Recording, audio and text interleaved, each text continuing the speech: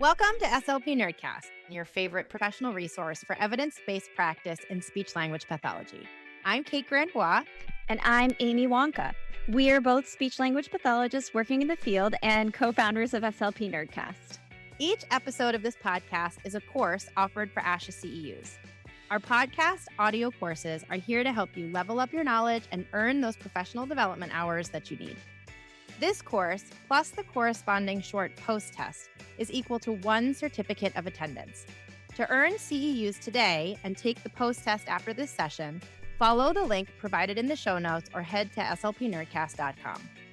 Before we get started, one quick disclaimer. Our courses are not meant to replace clinical advice. We do not endorse products, procedures, or other services mentioned by our guests unless otherwise specified. We hope you enjoy the course.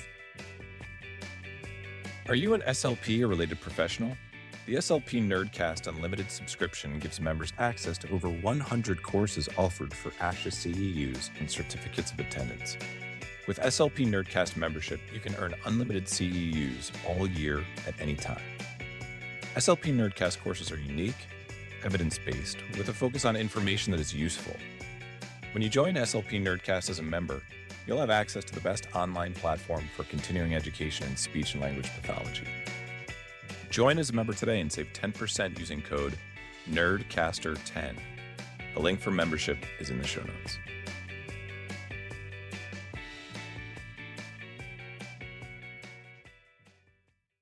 Welcome to SLP Nerdcast. We are here today with one of our favorite repeat nerds. We are here to talk about stuttering and the neurodiversity movement with one of our favorite guests, Nina Reeves. Welcome, Nina. Hi, I'm so glad to be back with you all because we're spreading the nerd love. I love it. I love it. It's so nice to have you in the nerd room once again. And you are here to talk to us about neurodiversity and stuttering. But before we get started, can you please tell us a little bit about yourself? Sure. For those of you that are unfamiliar with me, I am a school-based speech language pathologist for all of my career, except for last year, which is kind of interesting. My whole identity shifted, but it's okay. We grow, we change. And I am a stuttering specialist. I have been for since the initial cadre of stuttering specialists way back in the day. And I work with Scott Yaris as my co-author to produce lots of information and resources for clinicians working with kids who stutter. We've learned so much from you over the last few years. You've come, I think this is maybe your 4th or 5th episode with us. And I have learned so much from you, your perspectives on stuttering. You've taught me everything I know. Your perspectives on stuttering are refreshing and so needed in our field. And we're really excited to have you back to talk about all of these things. You mentioned Scott Yaris. You all co-own Stuttering Therapy Resources. So for any listeners out there who are not familiar with Stuttering Therapy Resources, a tremendous wealth of information. And again, something that we've learned so much about stuttering from you all. So thank you again for being here. I do need to read our learning objectives and disclosures before we get started. So I'm going to go ahead and do that quickly. Learning objective number 1, describe how the neurodiversity movement is impacting our work with people who stutter. Learning objective number 2, list 2 ways to create a paradigm shift that is meaningful for people who stutter. And learning objective number 3, list 2 ways SLP roles have changed to meet the needs of students who stutter. Disclosures, Nina's financial disclosures. Nina is part owner of Stuttering Therapy Resources Incorporated with ownership interest, royalties, and intellectual property. Nina's non-financial disclosures. Nina has no non-financial relationships to disclose. Kate, that's me. My financial disclosures. I'm the owner and founder of Granbois Therapy and Consulting LLC and co-founder of SLP Nerdcast. My non-financial disclosures. I'm a member of ASHA SIG 12 and serve on the AAC advisory group for Massachusetts Advocates for Children. I'm also a member of the Berkshire Association for Behavior Analysis and Therapy. Amy, that's me. My financial disclosures are that I'm an employee of a public school system and co-founder of SLP Nerdcast. And my non-financial disclosures are that I'm a member of ASHA Special Interest Group 12, and I participate in the AEC advisory group for Massachusetts Advocates for Children. All right, all that stuff is done. On to the good stuff. Nina, why don't you start us off by just telling us a little bit about that first learning objective? So, how is the neurodiversity movement and how has the neurodiversity movement affected our work with people who stutter? And maybe how has this changed over the past few years? Oh, that's a wonderful question, and it's one that, those of us in the stuttering community have talked about, ad nauseum for the past 3 or 4 years especially. It's kind of interesting, it's changed a lot, and it hasn't changed a lot. So let me clarify that. Those of us who have been in this for decades think about the fact that we've been talking about neurodiversity concepts for a long time. It's okay to stutter was the mot is and was the motto of the National Stuttering Association for decades. And what was happening is we were all talking about that it's really okay to stutter. And I think the world was like, it's okay to stutter, somewhat. There was kind of a limit on it in society. And we were like, no, it really is okay to stutter. So we were, stutter affirming before stutter affirming was cool. However, now we have the language and we have the groundswell of understanding came with the autistic population and the voices that came up and said, we are who we are. This isn't an articulation lisp. This is us and who we are neuro wise.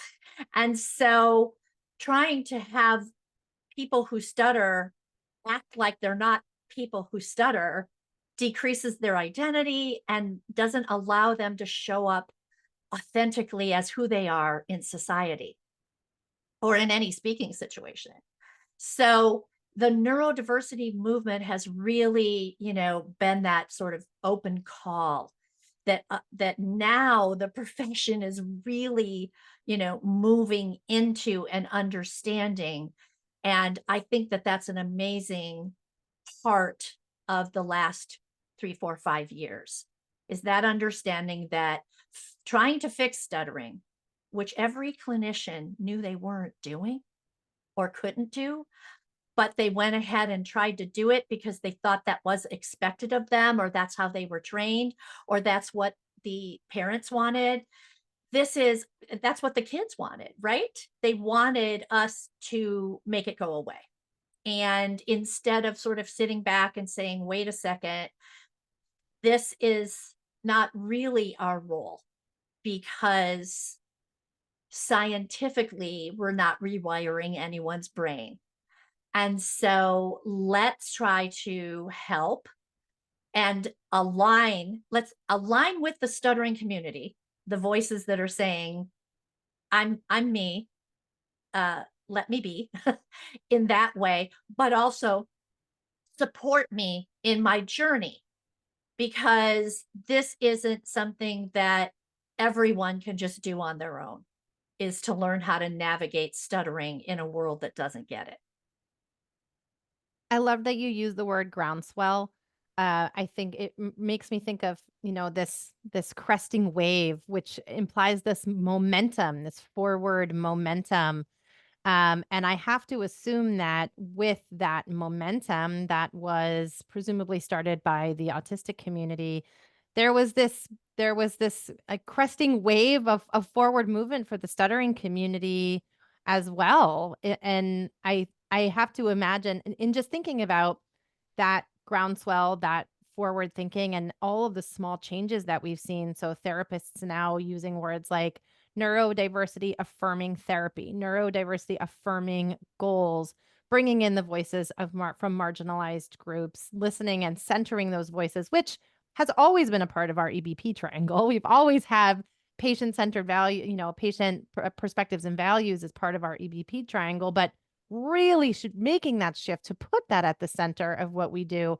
I have to assume that this is not just for preschoolers who have a diagnosis of autism. This is everywhere. So what are you seeing? How are you seeing this trickle into the detail of working with individuals who stutter? Great thought. I love the momentum that you mentioned and the idea that this is helping to switch all of those SLPs who never thought that they were supposed to be trying to fix kids who stutter. They're taking a big, deep sigh of relief. Okay. Like, wow, thank you for giving me permission to stop writing fluency goals when I never felt good about them anyway. Um, and to look at stuttering the way it in my heart of hearts, I knew these kids did not need me to fix them. However, now if you're going to sort of empty that cup of, let me work on tools, let me work on tools, this is what I do, then we have to be ready to fill up the cup with what am I doing instead? And there lies the shift that is still happening. And I'm sure, I know I feel that it's not happening fast enough. But what we have to realize is that this is like turning a cruise boat, like the culture surrounding not only the stuttering community, but also the profession of speech language pathology is the idea of slow but sure. We've been trying to turn the cruise ship for a long time, but now we're having some momentum, but it's still not going to be overnight because we have a couple of generations of SLPs working in the field right now who that's all they know is how to do tools and and in fact, if we can get down to the nitty gritty, how to do fluency tools. People call their kids fluency kids. They call their therapy fluency therapy. We've been yelling about that for a long time. It's stuttering therapy. Call it what it is. And now people are getting it, even people in the upper echelons, say, of our profession, who are finally understanding that the fluency focus was always in the direction of increasing negative impact for people who stutter, instead of decreasing it. Because we know from literature now that those people who have the idea that they have to stop stuttering have more negative impact on their lives. And those who realize that coming to terms with stuttering, even though that's not just, easy, coming to terms with stuttering and accepting that part of their identity have had an easier road of it. Well, So it's important to realize that that's the shift. right, and from a clinical skills standpoint, there must also be, I know we've had you on before and we've talked to you a lot about counseling and how important counseling is. And I think that that's something that is pervasive across the field. I know every time I leave a conversation with you, I'm like, "Oh my gosh, this is so applicable to everybody." Um, but I wonder if you could talk to us just a little bit more about that shift away from an emphasis on tools to an emphasis on those counseling skills that are so important for the speech language pathologist to have. Yes, I love this topic because I have learned that those of us who are, you know, supposed leaders, I don't like to call myself a leader, but that we're up here talking about this, that we have to um, be okay with having the unpopular opinion. Okay.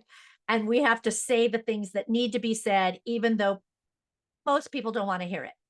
And so every time when I'm presenting and teaching other SLPs about all of this, I use the word counseling and there's an immediate like reaction. Well, I'm not a counselor and nobody trained me on this. And I understand that. I really do. I also understand that it is part of our our principles of practice. We're supposed to be at least understanding of counseling skills for communication differences.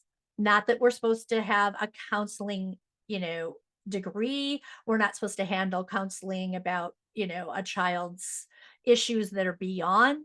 the scope of our practice, but we are supposed to be aligned with the idea that people come to us as people and not disorders.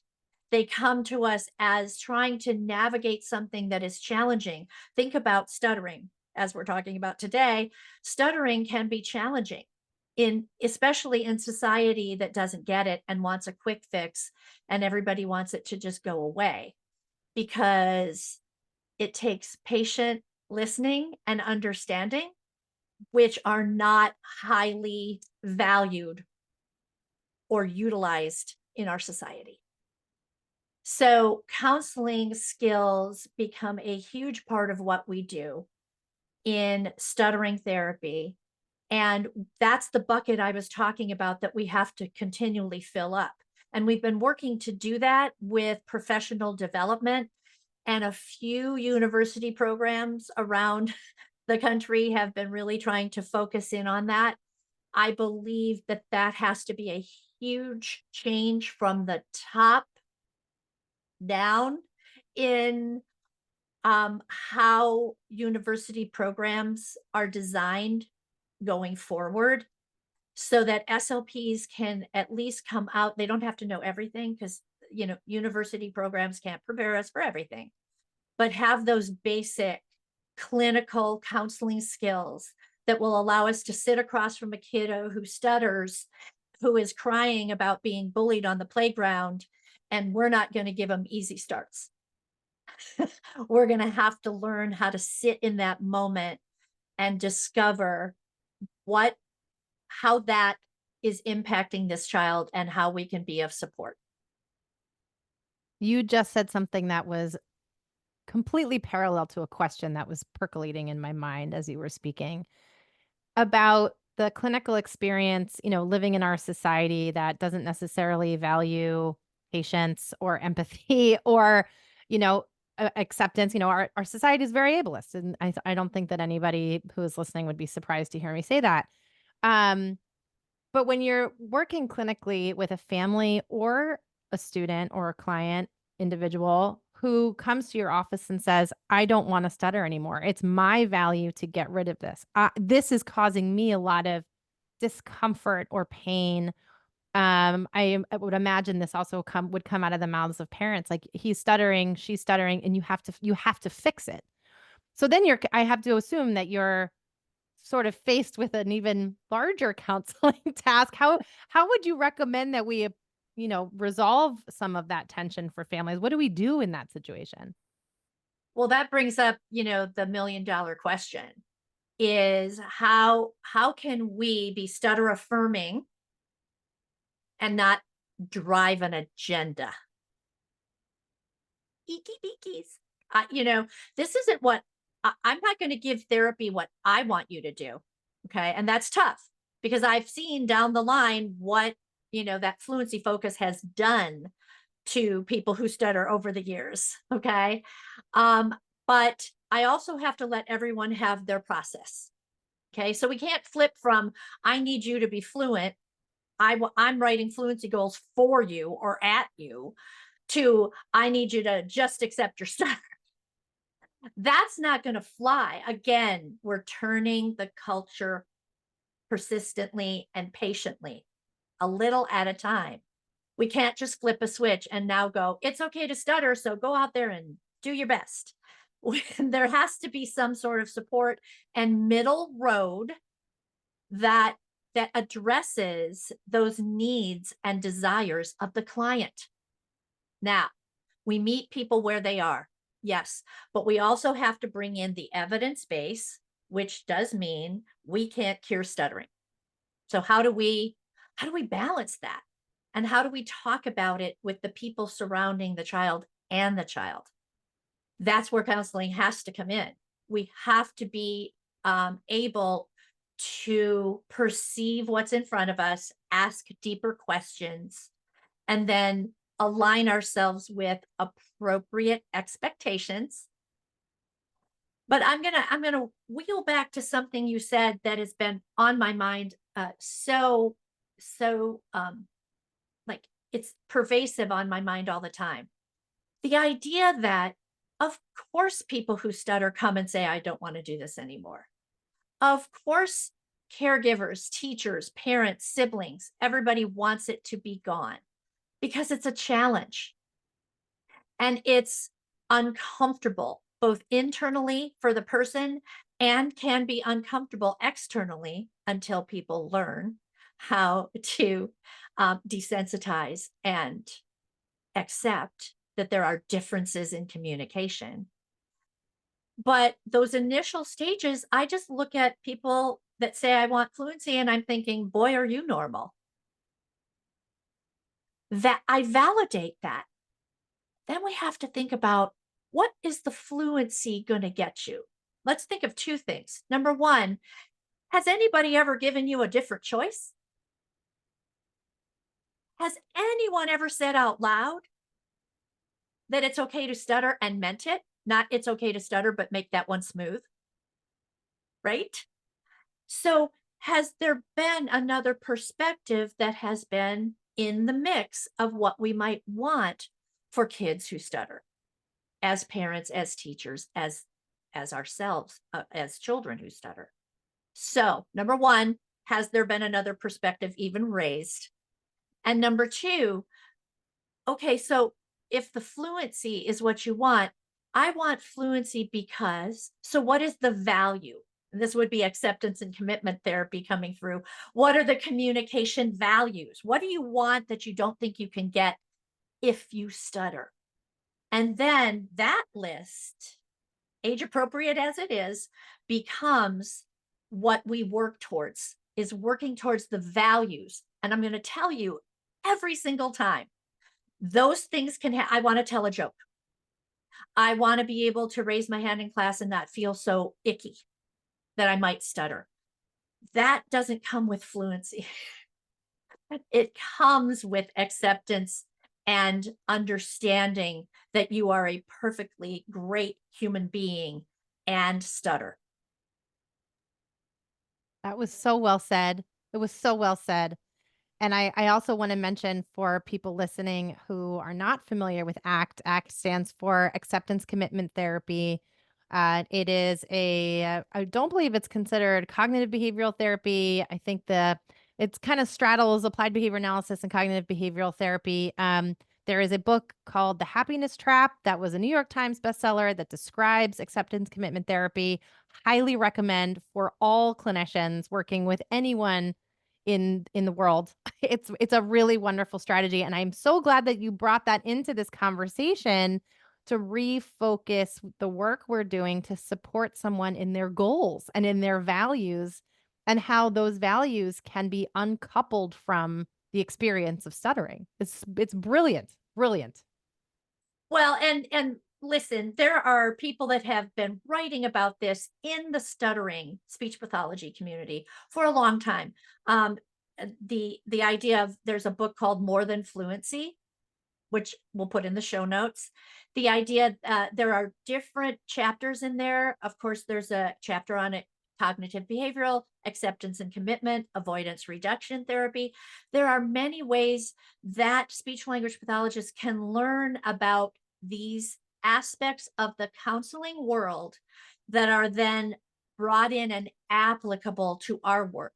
And I'll go even farther. I think the happiness trap and how to talk so kids will listen and listen so kids will talk should be prerequisite reading, not only for speech pathologists, but for educators of all kinds and human beings. I just think it's a helpful way for us to understand the relational part of communication. Because, is the goal of communication to be fluent? In any way, shape, or form? Are we all supposed to be fluent communicators? Because it doesn't exist. Perfect fluency does not exist in the stuttering community or in we call them fluenter community. Okay. It's not it's about being able to get your needs met, to communicate and connect with people. That's what communication is for. And so if we refocus just that shift of the mindset that I'm working on communication therapy, with kids who stutter instead of fluency therapy, then it brings open everything. And when we talk about it in that way to parents and teachers, it starts to open up the idea that we are not technicians who just focus on the motor behavior when our scope of practice and the ICF model, the International Classification of Functioning model from the World Health Organization, which I'll put some references to, they tell us that it's not just about the impairment. We're not just functioning on or focusing on the functional impairment. We have to be looking at the larger scope of how this communication difference, this verbal diversity, as we like to call it, how this impacts this person who is sitting in front of you.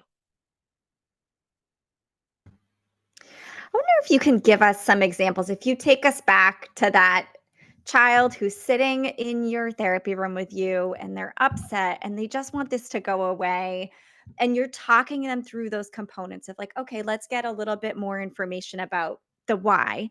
What are some of the next steps? What might that look like in your next few sessions with that student who's really upset? You're trying to help them navigate kind of the underlying pieces of connection that they're Mhm. looking for.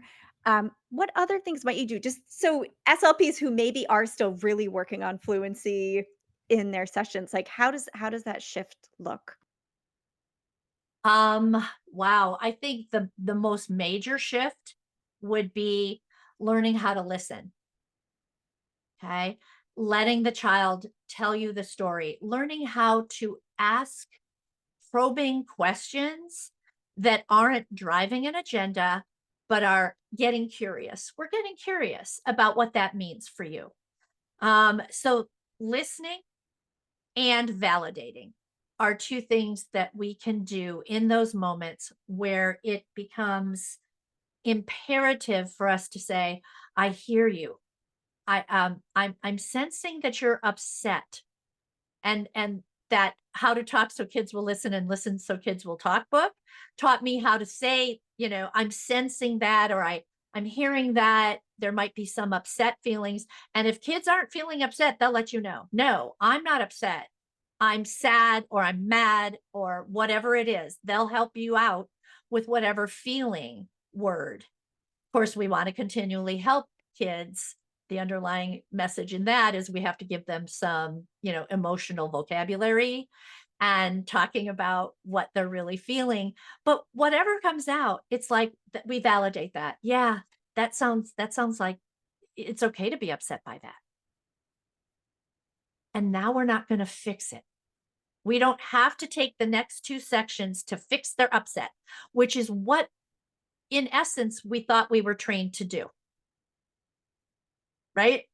I don't want them to cry in my therapy room. It's like, well, then, don't work with people who stutter. Like, I don't know what to tell you, because there's going to be some emotion in this, and emotions are okay. It's not that positive emotions are better than negative emotions, right? It's that all emotions are validated. They just are. There's not good or bad emotions. Now, let's take that further and think about, okay, we're feeling upset. We're feeling like, we have to get this thing to stop. Okay. So then we can dig deeper about, like you said, the whys. Okay. I need it to stop because, okay. And then you start hearing of all the impact that's happening, all the things that are happening, because my grandma tells me to slow down and it makes me mad because the kids laugh on the playground. Okay. Now, can I work on environment in the home? Can I work on learning how to handle negative listener reactions? Yes. Can I change those people? No, but I can help them learn to respond in a way that is helpful to the person who stutters instead of trying to help by fixing. Everyone seems to be trying to help by fixing. And that is the culture shift. It's the what do you praise? Do you praise fluency? Well, what if the kid didn't say what they wanted to say? They only said 2 words instead of the 13 words, and we just praised them for that. Oh my gosh. We just taught them that it's more valuable to appear, let's get that lexicon going, appear fluent. I was writing some of these down. The idea that they're seemingly fluent, apparently fluent, appear to be fluent, which is different than being fluent, than experiencing fluency in their talking. So did we just by praising that fluency indirectly and unknowingly praise them for masking themselves in the world I was just going to and bring up the decreasing word their masking. communication? I was just going to bring up the word masking, asking if that was an applicable description here, because I've heard it used in the autistic community as part of this. You know, you mentioned earlier the the vocabulary. We have all this vocabulary for it now as part of that groundswell, as part of that wave, as part of that momentum. And masking is a huge piece of that. I'm so glad that you used that word. Well, of course, it's applicable in the stuttering community because um, for all of the decades where people have been trying to help people be fluent, they in turn have had to struggle to use, um, like, who wants to sound like a turtle?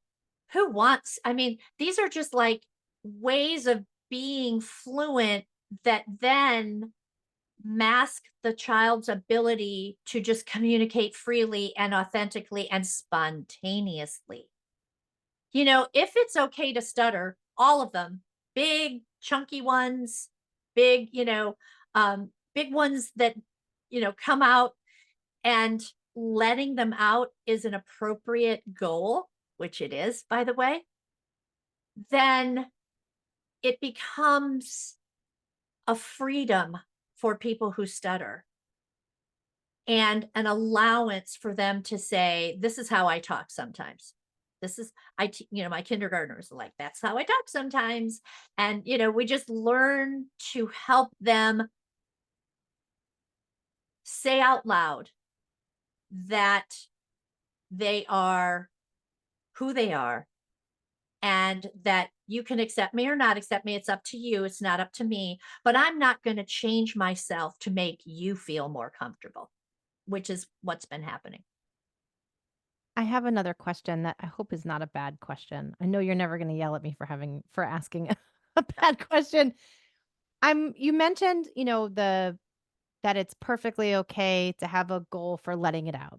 And it made me think about being a clinician and listening to you talk, listening to this new paradigm shift, this new lens, this different way of thinking, and thinking about my kid on my caseload or my student on my caseload who stutters, and then sitting down to write the goals.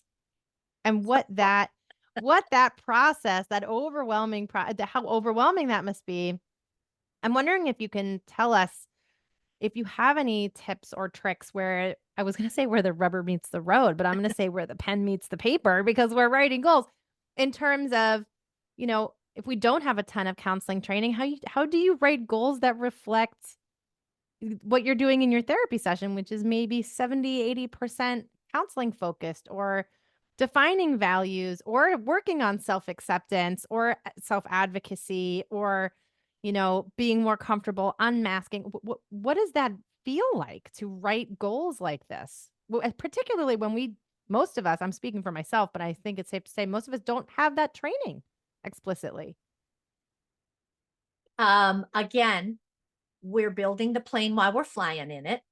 So let's talk about the shift, but I do have some pro tips.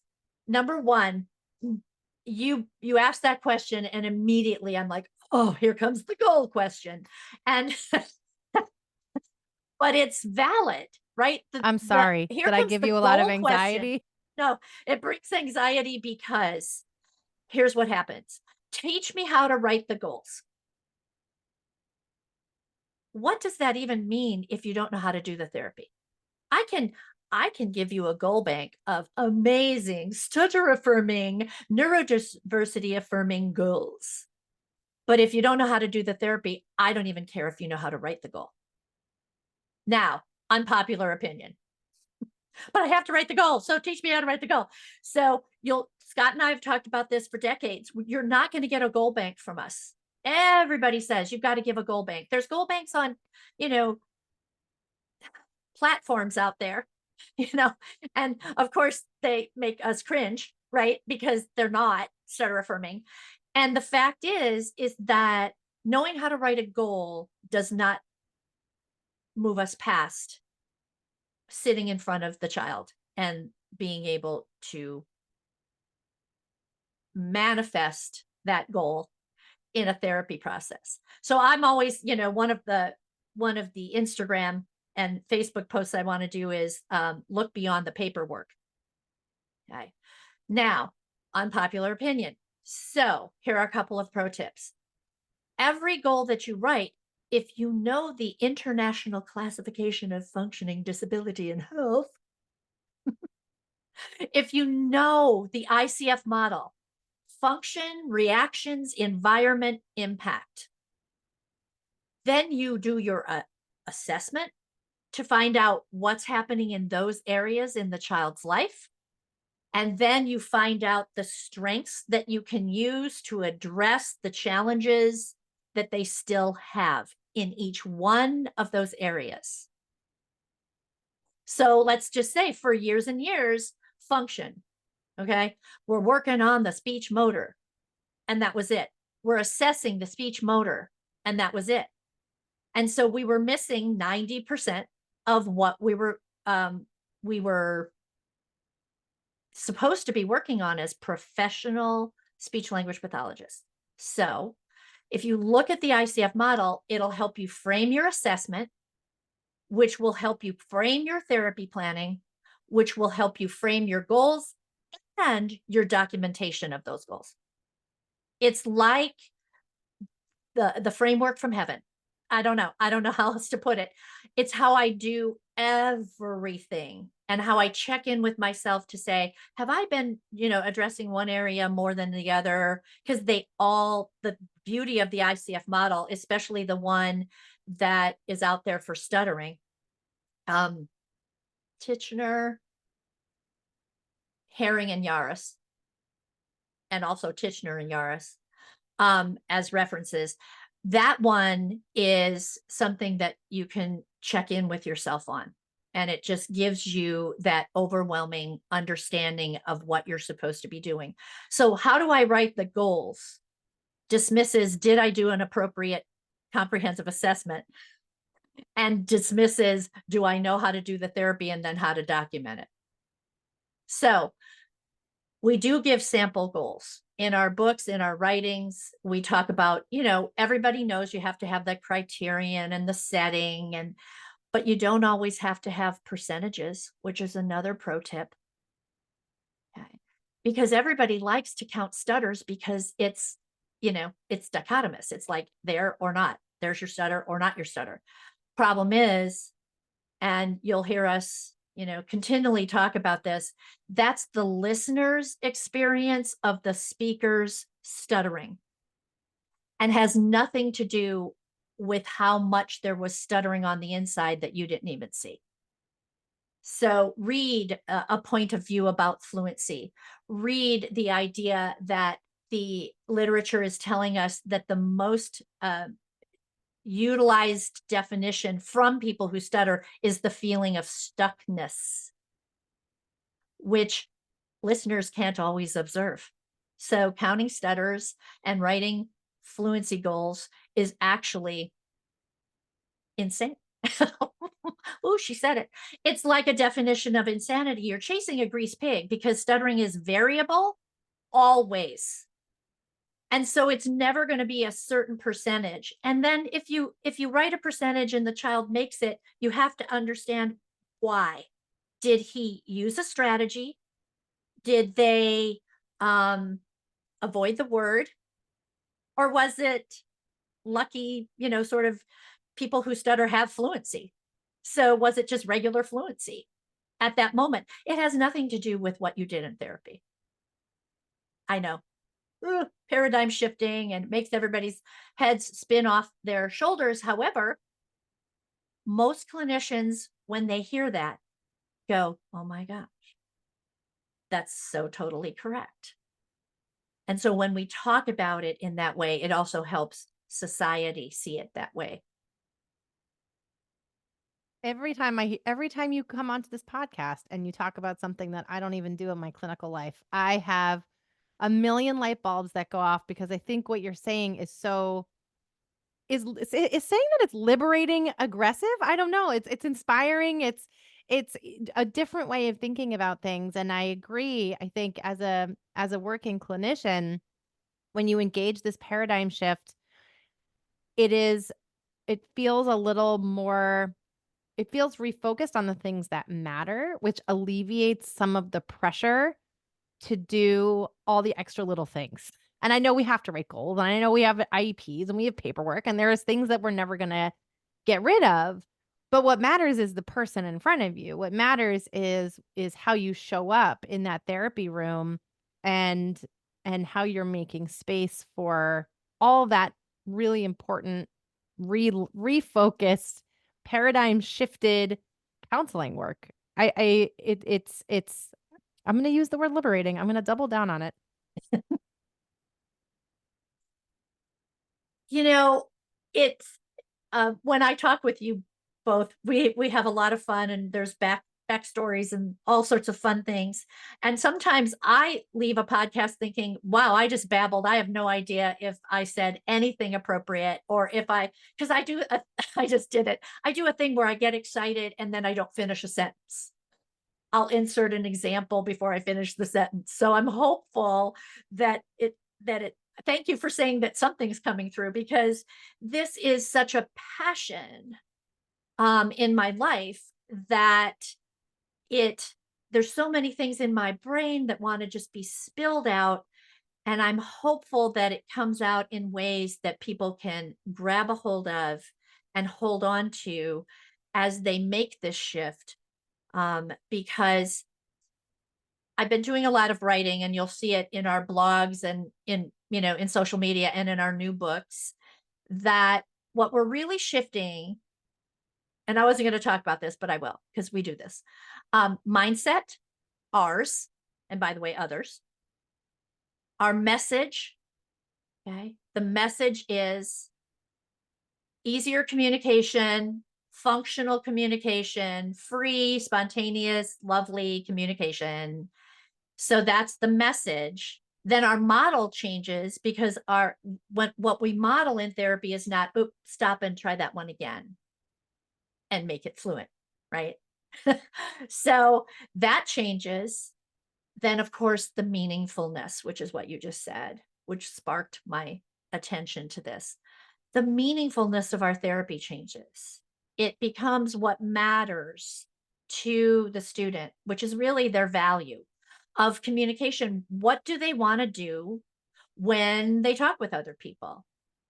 And the values, which are bigger, sort of the overarching understanding, pretty much when I do values work with kids, I don't think I've ever had a child write down fluency as a value.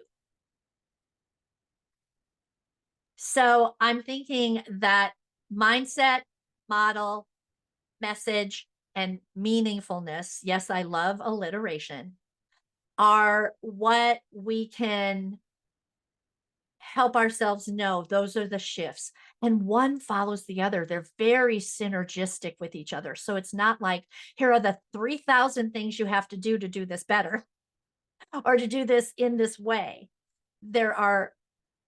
Begin with your mindset. If your mindset shift is, I always thought that kids who stutter should be allowed to stutter. What I want to help them with is to decrease their struggle.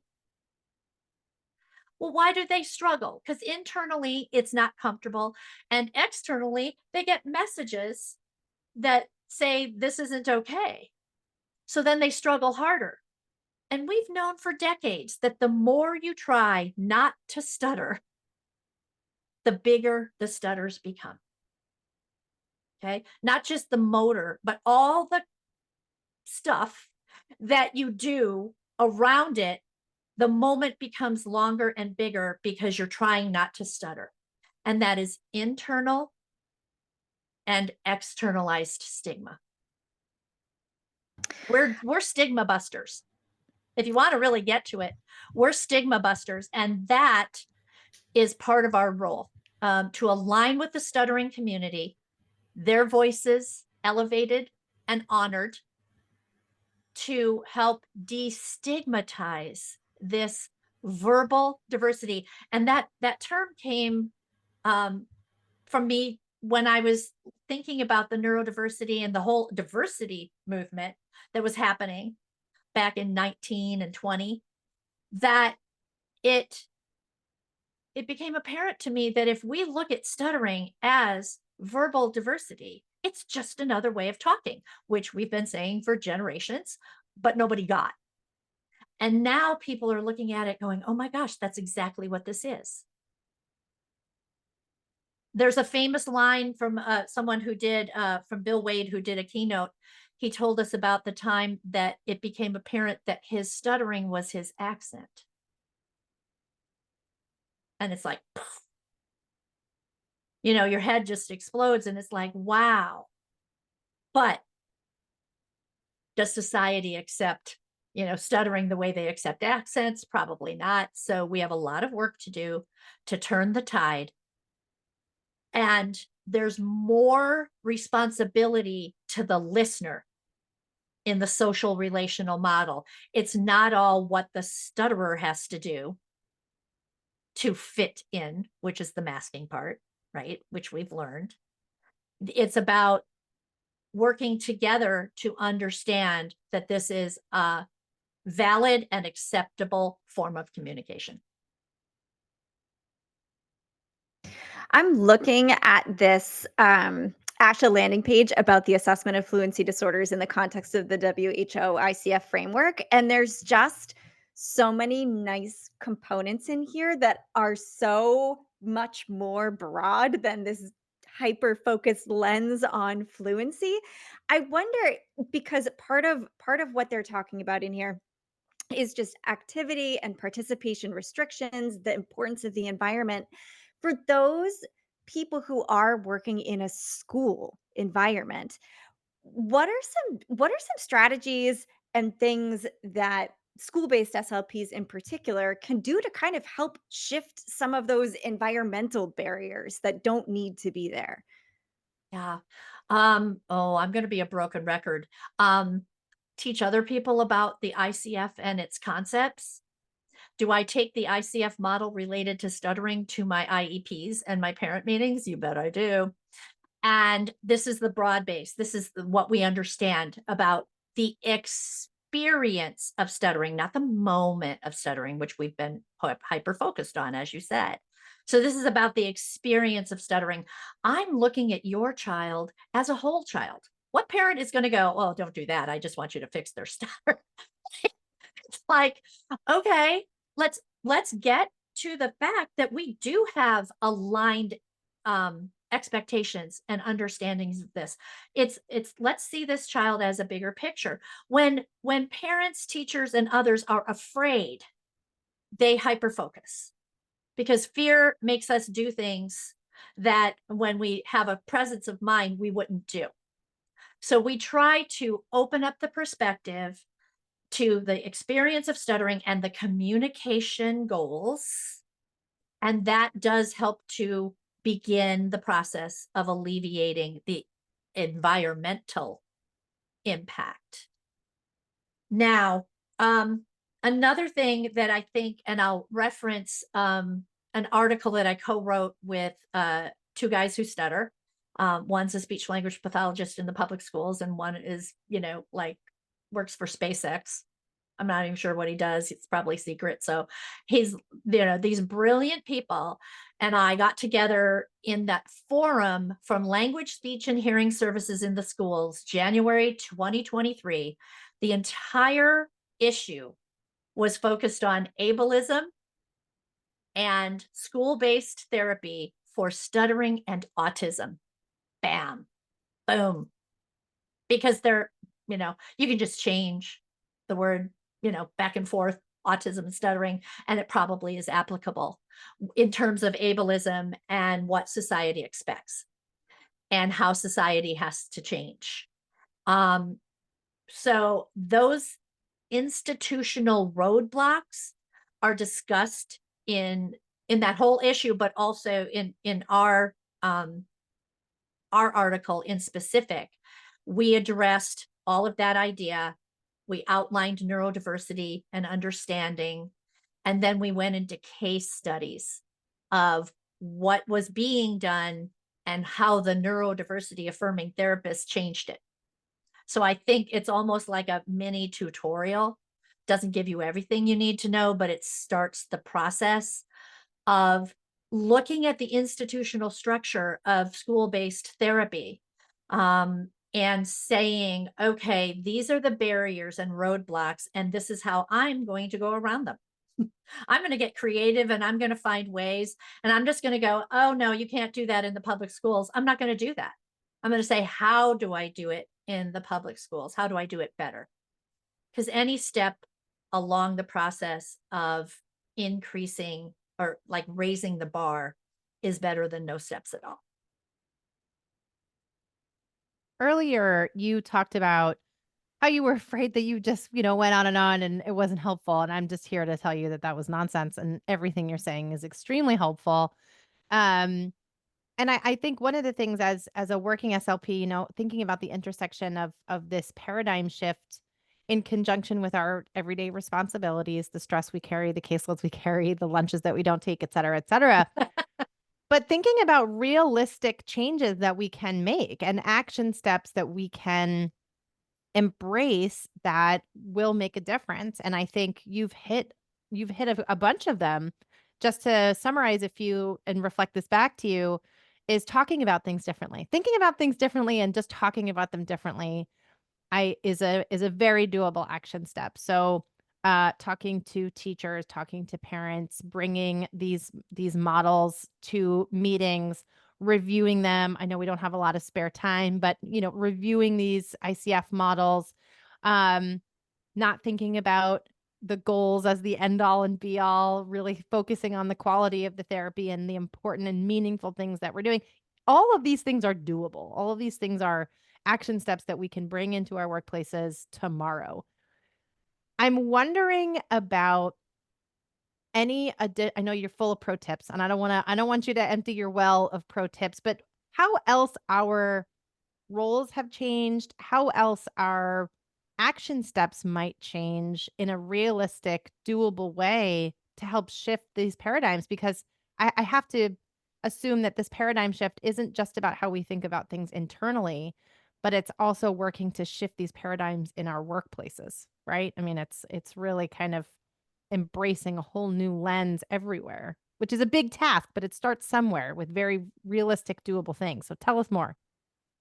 Okay, Brene Brown, I'll tell you more. Say more words. I'm going to say that. Can I just do the ideas around verbal diversity and what it doesn't mean? Because people get very confused. Okay, but if it's okay to stutter, this is one of the blogs I'm working on. If it's okay to stutter, then what do I do in therapy? How am I going to tell the parent that it's no longer fluency? How do I explain this? So these are things that we're working through and getting out there to support clinicians. But one of the things that got very confusing right away was the idea that, oh, then we don't have to work. If stuttering's verbal diversity, we don't have to work with kids who stutter. Like, yeah, that was cute. That was an adorable idea. Nope, no such luck there, person who's really afraid of stuttering therapy and wants to get the kid off your caseload. Which of course nobody ever does, but they might think it in their head. So it does not mean that there's an eligibility change. IDEA reauthorization of 2004 still applies. Does the child have adverse impact in academic, non-academic, or extracurricular areas, which means academic, social, and functional communication? It's all of it. So if we do a correct assessment of all of the areas of how communication impact happens for kids who stutter, then they're aligned and they have eligibility. So they are eligible. Most kids who stutter are eligible for therapy in the public schools. We do not shift away and give this to counselors or psychologists. SLPs are still the people to work and help align with neurodiversity affirming principles. This is, if a child has an identified anxiety disorder, generalized anxiety, that's for the other person. If the child is anxious because they stutter, that's us. All right. Unfortunately, there's not verbal diversity doesn't give you a script of what to say, like it doesn't give you a goal bank of what to write. If you change the mindset, how you say, what you say, if you say it, and when you say it becomes very apparent. And I start my presentations now with the idea, give yourself grace, because if you say something or do something that you think, oh my gosh, what was that? That was from the old thinking. There's the lovely idea of repair. You can repair communication, which I'm going to talk about to give you that pro tip in a second. Okay. So it changes the idea that fluency percentages are gone, but support still happens, and it's documentable support. Participation goals, are they raising their hand? Are they doing what they need to do to access the curriculum? I'm using a lot of IDEA language, by the way. Okay. And that we continually, verbal diversity means we as professionals get aligned with the voices of people who stutter, and don't just stay out here on our little island of, we know everything about how to help people who stutter. They don't need saviors. They need allies. The idea of how can we change the environment as well in the schools, in the home, in society, because that's part of our role in allyship, to be a part of that process, to raise self-advocacy with our kids who stutter, and also be advocates aligning with that. So the idea of how to help other people understand it is not just the ICF model, but that entire refocusing of us. When we refocus our mindset, then we can talk with other people about how that mindset has shifted and how it has been told over decades to be the appropriate mindset and the workable mindset of supporting people who stutter instead of trying to fix them. It's so obvious when we start to do it, but the people around this child are not in this process with us, right? We're talking about it in professional ways and in this academic way, but we have to be able to say it out loud in functional ways for the parent, the teachers. What do they think fluency will get their child or their student? Same thing we started with in this podcast. What is it about fluency that they think is going to fix whatever they think is broken? What do they think is broken? And what are they worried about? What are they concerned about? Many times it's about their own ability to handle this. They just don't know it. It's all focused on the child. But denial is a crisis of confidence, David Luderman. I know you guys are Luderman fans, right? Denial is a crisis of confidence. Denial that the idea that it's okay to stutter is a crisis of confidence of being able to walk with that child over their lifespan and handle the things that are going to come at the teacher and the parents about, you aren't doing enough. You aren't enough. You are not fixing this. Did you try this? Did you try that? That does not just happen to people who stutter. It happens to the people around them, especially the caregivers. So we have to help them with their process as well. But we do it in the same ways that we help our process, help the students' process, we can use those same ideas and concepts to help society. You're a brilliant genius.